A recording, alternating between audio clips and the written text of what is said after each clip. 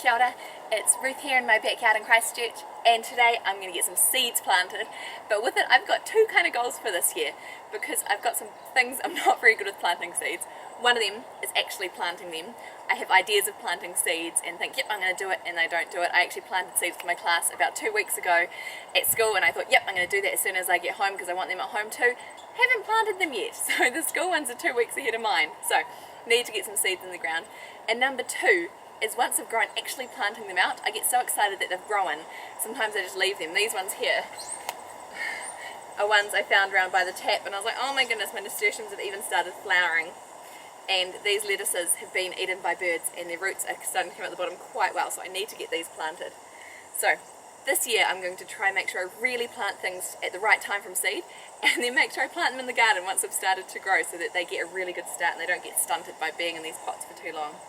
But I'll just show you what I've got so I can get ready for planting.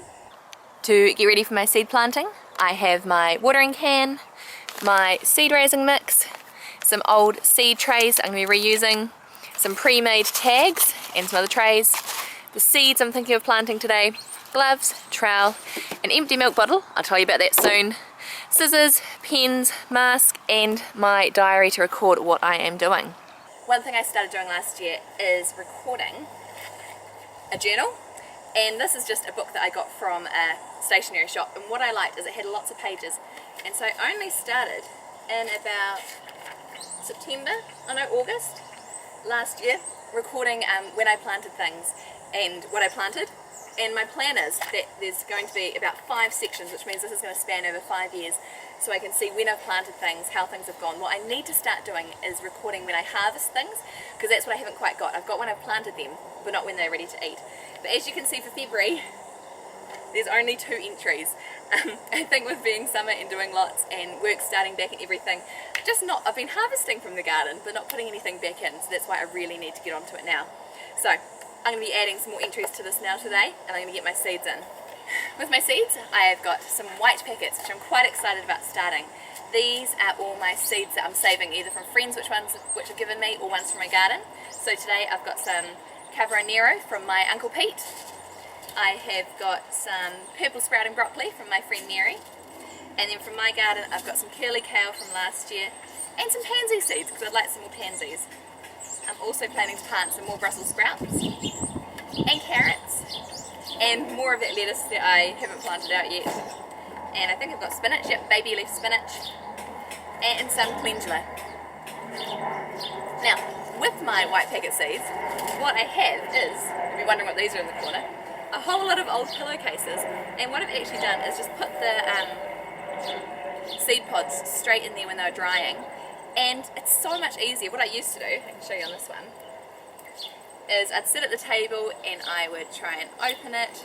Ooh, and you got seeds from one side, and open it, you get the seeds from the other side, but then it just takes so long. What I've discovered, which many other people probably know, but you know what, great discoveries are always great.